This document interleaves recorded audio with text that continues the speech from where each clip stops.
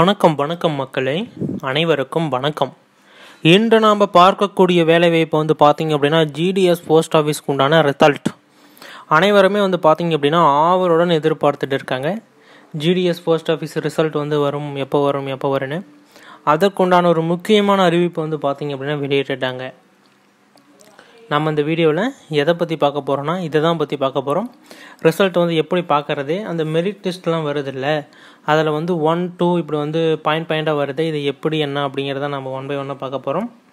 வீடியோவை ஸ்கிப் பண்ணாமல் பாருங்கள். நிறைய விதமான தகவல்களை 1 by 1 அப்டேட் பண்ணியிருக்கோம். நீங்கள் பொறுமையாக வீடியோவை செக் பண்ணி பார்த்துக்கலாம். ஃபர்ஸ்ட் ஒன் பார்த்தீங்க அப்படின்னா இந்த ஜிடிஎஸ் போஸ்ட் ஆஃபீஸுக்கு விண்ணப்பிச்சதில் செலக்ட் ஆனீங்க நம்மளுடைய சப்ஸ்கிரைபர் 14 பேர். நான் இதுக்கு முன்னாடி ஒரு வீடியோவிலே சொல்லியிருந்தேன், நம்மளுடைய சப்ஸ்கிரைபர் பார்த்தீங்க அப்படின்னா செலக்ட் ஆகிருக்காங்க அப்படின்னு சொல்லிட்டு. இதுக்கு முன்னாடி ரிசல்ட்டில் செலக்ட் ஆகிருக்காங்க. அவங்கள தான் பார்த்தீங்க அப்படின்னா நம்ம 1 by 1 எல்லா விதமான தகவலையுமே இனிமேல் கேதர் பண்ண போகிறோம். எப்படி நீங்கள் உள்ளே போனீங்க, எப்படி அப்டேட் பண்ணாங்க அப்படிங்கிறது எல்லாமே நம்ம அவங்ககிட்ட தான் கேதர் பண்ணி சொல்ல போகிறோம். அவங்கள கான்டாக்ட் பண்ணி கேட்டதுக்கு பார்த்தீங்க அப்படின்னா நம்மளையே ஒரு ஆச்சரியப்படும் வகையில் ஒரு தகவல் சொன்னாங்க. அவங்க 10th 12th மார்க்ஸ் கம்மி தான் இருந்தாலும் ஆனால் செலக்ட் ஆகிருக்காங்க. இந்த ஜிடிஎஸ் போஸ்ட்டில் செலக்ட் ஆகி உள்ளே போயிருக்காங்க. இதில் முக்கியமான காரணம் என்னன்னா, நாம் சொன்ன அந்த தகவலில் தான் பார்த்தீங்க அப்படின்னா அவங்க செலக்ட் ஆகி உள்ளே இருக்காங்க, வேலைவாய்ப்புக்குள்ளே போயிருக்காங்க. எப்படி என்ன அப்படிங்கிறது எல்லாமே நம்ம இந்த வீடியோவில் தெளிவாக பார்க்க போகிறோம். வீடியோவை ஸ்கிப் பண்ணாமல் பார்த்துக்கோங்க. ஏதாச்சும் டவுட்ஸ் எரர்ஸ் இருக்குது அப்படின்னா தாராளமாக எங்களை தொடர்பு பண்ணி கேட்கலாம். எல்லா விதமான தகவல்களையுமே 1 by 1 அப்டேட் பண்ணுறோம். ஓகேங்களா? ஃபர்ஸ்ட் ஒன், இந்த வேலைவாய்ப்புக்குள்ளே போகணும் அப்படின்னாலே நீங்கள் 10ஆம் வகுப்பு தேர்ச்சி பெற்றிருக்கணும். மார்க் நீங்கள் அதிகமாக எடுக்கிறதும் கம்மியாக எடுக்கிறதும் உங்களுடைய விண்ணப்பிக்கக்கூடிய இடத்தை பொறுத்தது. நாங்கள் சொல்கிற இடத்துல விண்ணப்பிச்சிங்க அப்படின்னா மார்க் 310 300 இருந்தாவே போதும், செலக்ட் ஆகலாம், உள்ளே போகலாம், வேலைவாய்ப்பு கிடைக்கும். இல்லை நான் மெரிட்லேயே தான் மெரிட்டில் அப்படின்னா நாங்கள் ஒரு முக்கியமான லேண்ட்மார்க்கில் தான் விண்ணப்பம் அப்படிங்கிற மாதிரி சொன்னீங்க அப்படின்னா அதுக்கு பார்த்தீங்க அப்படின்னா நிறைய விதமான போட்டிகள் நிலவும். அந்த போட்டிகளை பார்த்தீங்க அப்படின்னா நம்மளால் சரி செய்ய முடியாது. அதுக்கு நாம் என்ன பண்ணணும் அப்படின்னா போட்டியே இல்லாத இடத்துல நாம் பார்த்தீங்க அப்படின்னா விண்ணப்பிக்கணும். அப்படியாப்பட்ட இடம் எங்கே அப்படின்னா இந்த மலைவாழ் மக்கள், நெக்ஸ்ட் பார்த்தீங்க அப்படின்னா ரொம்ப வில்லேஜி, ரொம்ப தூரம் போகணும், அங்கே ஊடுங்களே இருக்காது ஆனால் போஸ்ட் ஆஃபீஸ் இருக்கும். அதுமாரி ஊருக்கெலாம் பார்த்தீங்க அப்படின்னா நிறைய பேர் விண்ணப்பிக்க மாட்டாங்க. நமக்கு தேவை பார்த்தீங்க அப்படின்னா ஒரு போஸ்ட் ஆஃபீஸ் வேலை அப்படின்னாலே போதும். நாம் 1 வருஷம் வேலை செய்யலாங்க. பிடிக்கலையா டக்குன்னு அங்கேருந்து மாற்றிக்கிட்டு உங்களுடைய ஊருக்கு வந்துடலாம். அங்கேயே தான் இருக்கணும் கட்டாயமா அப்படிங்கிறதெல்லாம் எதுவும் சட்டத்திட்டம் கிடையாது. அப்படிலாம் எதுவுமே கிடையாது. நாங்கள் 1 வருஷம் இருக்கலாம். நீங்கள் பணிமாறுதல் இப்படி திருமணத்துக்கு ஏதோ ஒரு கம்ப்ளைண்ட் பண்ணிவிட்டு நம்ம பணிமாறுதல் வேணும் அப்படின்னு சொல்லிட்டு பணியை நம்ம மாற்றிட்டு வந்துடலாம். இப்போ கரண்ட்டில் இது ஒர்க் ஆகிட்டு இருக்குது. எல்லாருமே விண்ணப்பிச்சு இந்த ஒர்க்கிங்கில் போயிட்டு இருக்காங்க. நீங்களும் பார்த்தீங்க அப்படின்னா இந்த டெக்னாலஜியை பயன்படுத்தி போகிறதா இருந்தால் உடனடியாக போய்க்கோங்க. ஏன்னா இதை இப்போ கிட்டத்தட்ட அங்கே பார்த்தீங்க அப்படின்னா இவர் விண்ணப்பிச்ச இடத்துல மொத்தம் 1200 சம்திங் பார்த்தீங்க அப்படின்னா வேக்கண்ட். ஆனால் விண்ணப்பிச்சதே பார்த்தீங்க அப்படின்னா வெறும் 30 பேர் தான் அங்கே விண்ணப்பிச்சதே. வெறும் 30 பேர் தான் விண்ணப்பிச்சிருக்காங்க. அதில் எவ்வளோ மார்க்ஸ் இது பண்ணுவாங்க, அதில் எவ்வளோ இன்டர்வியூ, அதிலெல்லாம் கழிச்சது போக எவ்வளோ வருவாங்க. அந்த 30 பேர்த்தில் யார் முன்னாடி இருக்காங்களோ அவங்கள எடுப்பாங்க. ஃபஸ்ட்டு 30 பேர்த்தையுமே பார்த்தீங்க அப்படின்னா செலக்ட் பண்ணிடுவாங்க முதல்ல. ஏன்னா வேக்கண்ட் எவ்வளோ இருக்குது, ஆனால் விண்ணப்பிச்சது கம்மி தான். அப்புறமேட்டு பணிமாறுதல் போடுறீங்க, அது இதுன்னு வேறு இடத்துக்கு செலக்ட் ஆனீங்க அப்படி இப்படின்னு தூக்கி இங்கே அடிப்பாங்க. அதுக்கு தான் பார்த்தீங்க அப்படின்னா நாம்ளே அங்கே போய் விண்ணப்பிச்சிட்டோம் அப்படின்னா நமக்கு வேலை உறுதி அப்படிங்கிற மாரி போகும். அதனால் யாரெல்லாம் விண்ணப்பிக்கலையோ இந்த ப்ரொசீஜர் ஃபாலோ பண்ணி நீங்கள் விண்ணப்பிச்சுக்கோங்க. ஒருத்தர் நல்ல தெளிவாக கமெண்ட் பண்ணியிருந்தார், இங்கே இவ்வளோ வேக்கண்ட் இருக்குது, இங்கே இவ்வளோ வேக்கண்ட் இருக்குதுன்னு எனக்கு எப்படி தெரியும்?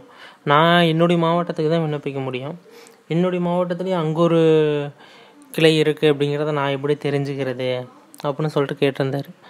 அதுக்கு தான் வந்து பார்த்தீங்க அப்படின்னா, இப்போ வந்து வேலைவாய்ப்பு அறிவிக்கிறாங்களா, அறிவித்த உடனே நான் வந்து அதை வந்து எவ்வளோ வேக்கண்ட் இருக்குது, யார் யாருக்கு விண்ணப்பிக்கணும், இந்த கம்யூனிட்டிக்கு எவ்வளோ இருக்குது, அதர் கம்யூனிட்டிக்கு எவ்வளோ கொடுத்துருக்காங்க அப்படிங்கிறது எல்லாமே நாம் தான் வந்து கேதர் பண்ணி ரெடி பண்ணோம். நமக்கோசரம் வேறு யாராச்சும் ரெடி பண்ணி கொடுப்பாங்க அப்படின்னா நாங்கள் ரெடி பண்ணி கொடுப்போம். போன டைம் நாங்கள் வந்து ரெடி பண்ணி கொடுத்ததில் தான் 14 பேர் செலக்ட் ஆகியிருக்காங்க. நம்மளுடைய சப்ஸ்கிரைபர் 14 பேர் வந்து பார்த்திங்க அப்படின்னா செலக்ட் ஆகியிருக்காங்க போன டைம் வந்ததில். அது நாங்கள் விண்ணப்பிச்சு கொடுத்தது வந்து பார்த்திங்க அப்படின்னா 8 பேரோ சம்திங் வந்து பார்த்திங்க அப்படின்னா நாங்கள் விண்ணப்பிச்சு கொடுத்தீங்க. நாங்கள் வந்து எல்லா ப்ரொசீஜரும் கரெக்டாக தான் பண்ணி கொடுத்தோம். ஒரு சிலர் வந்து எங்களுக்கு இந்த இடம் வேண்டாம், ஒருத்தர் வந்து கன்ஃபார்மாக சொல்லிட்டாரு, எங்களுக்கு வந்து சென்னையிலே தான் மெயின்லேயே தான் எங்களுக்கு வந்து வேலை வேணும் அப்படின்னு சொல்லிட்டு அவர் வந்து தெளிவாக சொல்லிட்டாரு. அதனால் வந்து பார்த்திங்க அப்படின்னா ஒன்றும் பண்ண முடியாத சூழ்நிலை. அதனால் வந்து பார்த்திங்க அப்படின்னா 1 by 1 நம்ம வந்து பார்க்கலாம். நெக்ஸ்ட்டு வந்து பார்த்திங்க அப்படின்னா இந்த போஸ்ட் ஆஃபீஸில் வேலை வாய்ப்புக்கு இந்த ப்ரொசீஜர் தான். சென்னையில் ஒருத்தர் அப்படி தான் விண்ணப்பிக்கணும்னு சொல்லி விண்ணப்பிச்சு கொடுத்தோம்.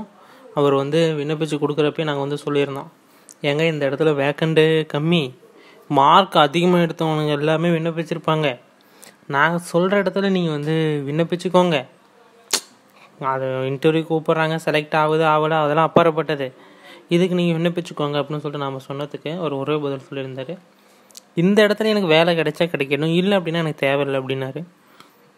நாங்கள் மறுவார்த்தை எதுவுமே பேசலை. உடனே நாங்கள் வந்து அந்த மெயினில் சென்னையிலே நாங்கள் வந்து விண்ணப்பிச்சு கொடுத்துட்டோம். நெக்ஸ்ட் வந்து நாங்கள் எதுவும் காண்டாக்ட் பண்ணலை, எதுவும் அவரும் காண்டாக்ட் பண்ணலை.